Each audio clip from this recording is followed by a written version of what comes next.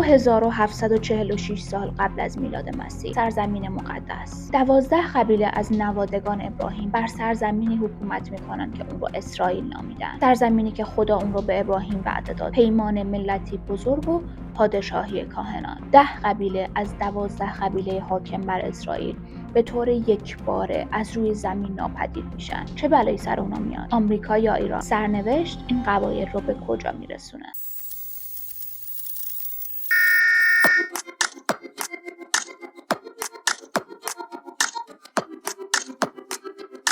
سلام به روی ماهتون. اسم من سپید است و به کانال من خیلی خوش اومدید. امروز میخوام براتون از تاریخ پیدایش اسرائیل و گم شدن مرموز 10 قبیله حاکم بر اسرائیل بگم. قبل از شروع هر چیزی باید بهتون بگم که هر چیزی که امروز براتون تعریف میکنم از آموزه های بایبل و مسیحیت اومده. این داستان ها ممکنه یک کمی با تاریخ واقعی یا آموزه های اسلامی و قرآن متفاوت باشه. اگر شما اطلاعات تکمیلی در مورد این داستان دارید یا ورژن دیگه ای رو جای دیگه ای خوندین و میدونین، برامون لطفاً توی کامنت ها بنویسید. سابسکرایب و لایک و کامنت و این کارهای یوتیوبی که خودتون بهتر از من بلدین کمک میکنه که من و این کانال به کار خودمون ادامه بدیم.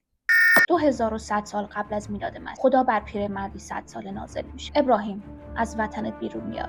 من از تو ملتی بزرگ خواهم ساخت. خدا به ابراهیم 100 ساله وعده پسری رو میده که روزی صاحب و وارث سرزمین مقدس خواهد شد. ابراهیم که 100 ساله و همسر اون سارا 90 ساله بودن، بچه دار شدن رو تو این سن غیر ممکن میدونستن. اما خدا بار دیگه با اونها یادآوری میکنه که هیچ چیزی برای اون غیر ممکن نیست.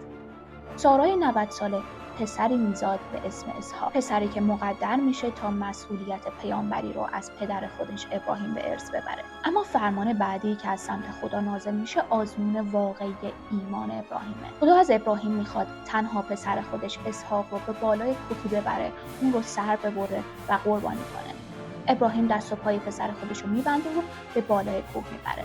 اسحاق وقتی موضوع رو متوجه میشه خودش رو تسلیم خواسته پدر و خدا میکنه. خدا در همون لحظه از ابراهیم میخواد که دست نگه داره. اونها از امتحان الهی سربلند بیرون اومده بودن و ثابت کرده بودن که لایق وراثت سرزمین مقدس هست. در همین لحظه اسحاق از خدا وعده ملتی بزرگ رو میگیره، ملتی به تعداد ستاره های آسمان. اسحاق با زنی به اسم ربکا ازدواج میکنه. ربکا دوقلوی پسری حامله میشه. وقتی که ربکا دوقلوهاش رو حامله بوده، خدا بر اونها نازل میشه و به اونها میگه که پسر کوچکتر وارث رهبری و پیامبری پدر هست و پسر بزرگتر باید محافظ و سرباز اون باشه. این البته برخلاف تمام آداب و رسوم اون زمان بود. پسر بزرگتر باید برکت رو از پدر به ارث میبرد. عیسی پسر بزرگتر و یعقوب پسر کوچکتر به دنیا میاد. اما عیسی قصد عقب نشینی از جایگاه طبیعی خودش رو نداشت. بنابراین یعقوب مجبور میشه با حیله و مکری چهره عیسی رو برای پدرش خراب کنه و برکت تولد رو از اون بگیره. عیسی اونقدر عصبانی میشه که تصمیم به کشتن برادرش میگیره. مادرش که از این موضوع مطلع میشه نزد یعقوب میره و از اون میخواد که از اون شهر بره. مادر اونها از یعقوب میخواد که نزد دایی خودشون لابان بره و مدتی رو اونجا زندگی کنه تا آب از آسیا بیفته. یعقوب با یک دست لباس و یک عصای سفید به راه میفته و به سمت هاران حرکت میکنه. شب اول سفرش چون جایی برای خوابیدن نداشت، یک گوشه کناری یه جایی رو پیدا میکنه، یه سنگ رو زیر سرش میذاره و میخوابه. وقتی خوابش میبره یه پلکان بزرگی رو در خواب میبینه، پلکانی که از زمین تا به آسمون رفته بود و فرشتگان در حال رفت و آمد توی این پلکان بودن و خدا هم در بالای پلکان ایستاده بود. خدا به یعقوب میگه که من یهوه خدای ابراهیم و اسحاق هستم. این زمینی که روش خوابیدی رو به تو و نسل تو خواهم داد. نسل تو مثل غبار در زمین پخش خواهند شد و همه قبایل از تو برکت دریافت خواهند کرد. من با تو هستم، هر جا بری حفظت میکنم و دوباره تو رو به این خاک برمیگردم. یعقوب وحشت زده از خواب میپره، اون محل رو نشونه گذاری میکنه و اسم اون رو به خانه خدا تغییر میده. یعقوب به هاران یا محلی در ترکیه امروزی میرسه. اون نزد دایی خودش لابان میره. لابان 2 تا دختر داشت، لئا دختر بزرگتر و راحیل دختر کوچکتر و زیباتر.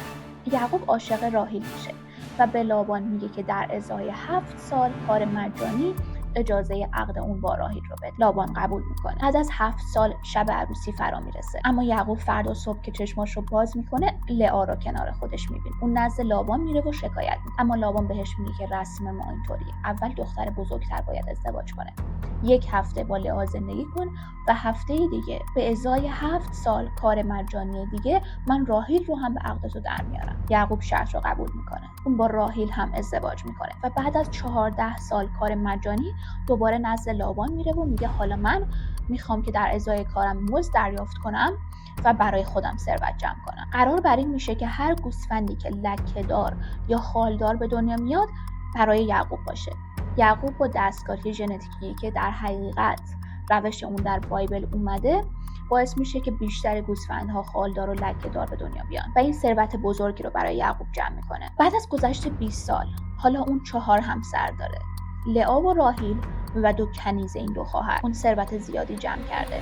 خدا که از حسودی لابان و پسراش به یعقوب و خانوادش مطلع بود، از یعقوب میخواد که از اون شهر کوچ کنه و بره و به کنعان برگرده. در این زمان یعقوب 11 پسر و 1 دختر داشت. روبین پسر لئا، شمعون پسر لئا، لوی یا لوای پسر لئا، یهودا پسر لئا، دان پسر بلهه کنیز راحیل، نفتالی پسر بلهه، جاد پسر زلفه، آشر پسر زلفه که کنیز لئا بوده، یساکر پسر لئا، زبلون پسر لئا، یوسف پسر راحیل و بعدها بنیامین پسر راحیل که راحیل هنگام زایمان از دنیا میره. اما بازگشت یعقوب به کنعان به همین سادگی هم نبود. بازگشت اون به کنعان یعنی روبرو شدن با برادر بزرگتر خودش عیسی که ازش متنفره و 20 سال قبل قصد داشت که اون رو بکشه. یعقوب همه خانواده و دارایی‌هاش رو شبانه از نهر یبوق که در اردن امروزی قرار داره عبور میده تا به طور موقت از عیسی مخفی بمونن و خودش تنهایی در شمال باقی میمونه. شب وقتی خوابش میبره مرد عظیم و جثه‌ای به خوابش میاد و شروع میکنه با اون کشتی گرفتن. کشتی تا طلوع آفتاب ادامه پیدا میکنه. هیچ کدوم از اونها نمیتونستن برنده این کشتی بشن تا اینکه اون مرد عظیم و جثه یه لگد محکم به رون پای یعقوب میزنه و رون پای اون از جا در میاد. یعقوب با اینکه لنگ شده بود ولی ولکن ماجرا نبود و پاشنه آشیل اون مرد رو محکم تو دستش گرفت و گفت رهات نمی‌کنم مگر اینکه به من برکتی بدی. مرد از یعقوب اسم اون رو میپرسه. یعقوب خودش رو معرفی میکنه. اسم من یعقوب هست. یعقوب به معنی فریبکار و حیله‌گر. مرد رو به یعقوب میکنه و میگه از این به بعد نام تو اسرائیل خواهد بود. مردی که با خدا و انسان کشتی میگیره و پیروز میشه و این گونه اسرائیل متولد شد. صبح روز بعد در حالی که هنوز می‌دنگید نزد خانواده‌اش رفت و اونها رو به 7 گروه مختلف تقسیم کرد که اگر عیسی سر رسید نتونه همه خانواده رو با هم از بین ببره و بعضیا بتونن از دستش فرار کنن. عیسی از راه میرسه. یعقوب 7 بار جلوی اون تعظیم میکنه. عیسی به سمت یعقوب میدوه. یعقوب که فکر میکرد این دیگه آخرین لحظات عمرشه یه دفعه متوجه میشه که عیسی اون رو بغل میکنه. عیسی در حقیقت با گرمی و مهربونی از اون استقبال میکنه و از اون میخواد که با هم به شهرشون کنعان برگردن. یعقوب پیشنهاد برادرش برای برگشتن به کنعان رو قبول میکنه و به اون وعده میده که با خانواده‌اش به کنعان برمیگردن. اما برای بار دوم اون برادرش رو فریب میده. اونها در راه کنعان در شهری به اسم شکم ساکن میشن. اون اوایل همه چیز خوب و آروم پیش میره تا اینکه یک روز دینا دختر یعقوب برای گشتنی به خیابون‌های شهر میره. پسر پادشاه شهر اون رو میبینه و عاشقش میشه. اونها با هم به کاخ میرن و دینا حامله میشه. یعقوب برای فرار از این بدنامی از پسر پادشاه میخواد که با دینا ازدواج کنه و اتفاقا اون هم قبول میکنه. اما شمعون و لوی 2 برادر دینا نمیتونستن با این بدنامی کنار بیان. یک شب اونها با شمشیر به مردم شهر حمله میکنن، خیلی از مردها رو ختنه میکنن و میکشن. یعقوب وقتی داستان رو متوجه میشه وحشت زده میشه و پسراش میگه که شما مردم این شهر رو با من دشمن کردید. اونها میدونستن که دیگه نمیتونن توی اون شهر بمونن و باید دوباره از اونجا کوچ میکردن. اونها وسایل خودشون رو جمع میکنن و شبونه به راه میافتن. راحیل همسر مورد علاقه یعقوب در این زمان آخرین پسر خودش رو حامله بود. اونها در حالی که آواره شده بودن متوجه شدن که راحیل در حال زایمان هست، اما بچه سر و ته بود و به زایمان طبیعی نمیتونست به دنیا بیاد. در نهایت راحیل برای به دنیا اومدن بنیامین فدا میشه و از دنیا میره. راحیل رو همونجا کنار جاده دفن میکنن که هنوز هم سنگ مزارش وجود داره و زیارتگاه خیلی هست. اونها در نهایت جایی رو دوباره برای زندگی پیدا میکنن. اما چند سال بعد که اسحاق از دنیا میره یعقوب و عیسی دوباره کنار هم دیده میشن. بعد از دفن پدر، عیسی انقدر ناراحت بوده که از کنعان کوچ میکنه و به دل کوههای سیر میره. یعقوب هم کنعان رو خالی از برادر میبینه، تصمیم میگیره که با خانواده‌اش به کنعان مهاجرت کنه. سالها میگذره و بعدها داستانهای یوسف و فروخته شدن اون به مصر و عزیز مصر شدن اون پیش میاد. بعدها یعقوب وقتی متوجه میشه که پسرش یوسف عزیز مصر شده، تصمیم میگیره که با خانواده‌اش به مصر سفر کنه. اون کنار پسر خودش یوسف تا آخر عمر میمونه و در نهایت در 147 سالگی از دنیا میره. طبق وصیتش اون باید در کنعان دفن میشد. اونها پدر رو در کنعان دفن میکنن، اما در نهایت به مصر برمیگردن. اونها هر روز تعدادشون و قدرتشون در مصر بیشتر میشد تا اینکه فرعون جدید مصر از این قدرت روزافزون احساس خطر میکنه و دستور میده که قبیله بنی اسرائیل رو به بردگی بگیرن. در این دوران بنی اسرائیل به 12 قبیله تقسیم میشد: رئوبین، شمعون، لوی، یهودا که بعداً داوود و سپس عیسی از اونها زاییده شد.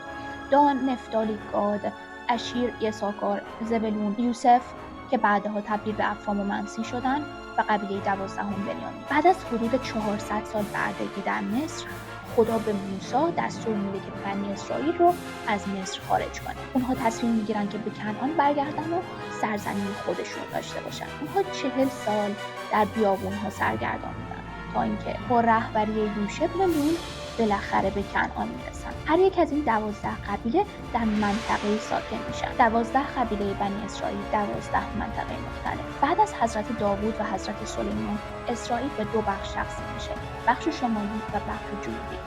در بخش شمالی 10 قبیله ساکن بودند. قبیله های روبین، شمعون، دان، نفتالی، گاد، اشیر، سیاکار، زبلون، افرام و منسی رو شامل میشد و پادشاهی جنوبی شامل قبایل یهودا و بنیامین. قبیله لوی هیچ وقت سرزمینی دریافت نکرد. خیلی دلیل این مسئله رو خشونت لوی میدونستن. قبیله لوی به شکل کاهنان در همه سرزمین ها پخش بودن و کنار بقیه زندگی میکردن. یهودیان امروز به طور عمده از قبیله یهودا شناخته میشن. اما اتفاقی که اینجای داستان میفته، سرنوشت این قوم و خاورمیانه رو برای همیشه تغییر میده. 10 قبیله شمالی به یک باره از روی زمین ناپدید میشن. امپراتوری آشوری 722 سال قبل از میلاد مسیح، پادشاه سارگون دوم، اون به بخش‌های شمال اسرائیل حمله میکنه. همه مردم این قبایل رو به اسارت میگیره و اونها رو تبعید میکنه به جایی که هیچ کس نمیدونه. آشوری‌ها در دوران حکومتشون یه سیاست معروف داشتن: مردم رو مخلوط کن تا مقاومت رو نابود کنی. جوزف اسمیت، پیامبر فرقه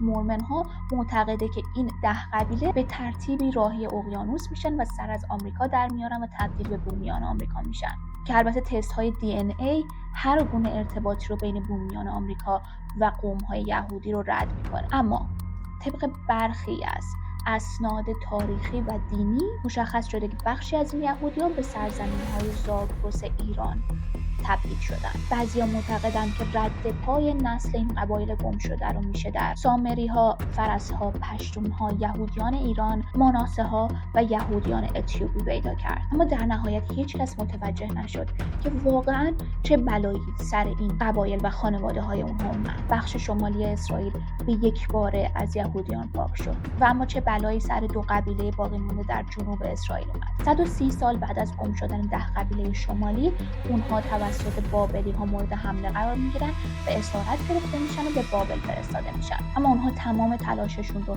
برای حفظ هویت خودشون میکنن و در نهایت با کمک کوروش کبیر هخامنشی آزاد میشن و دوباره به اسرائیل فرستاده میشن و بعدها هم مسیح از این قوم زاییده میشه. این داستانی هست که بایبل از پیدایش اسرائیل و گم شدن 10 قبیله اسرائیل ارائه میده. به نظرتون واقعا چه اتفاقی افتاده؟ اونا رو کجا تبعید کردن؟ کجا میشه پیداشون کرد؟ اگه اطلاعاتی دارید من خیلی خیلی خیلی خوشحال میشم که بدونن. لطفاً برامون کامنتش بکنید. بقیه کارام یادتون نره: سابسکرایب، لایک، شیر، هر چی که دوست دارین.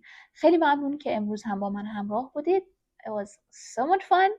Have a great day. خدا نگهدار.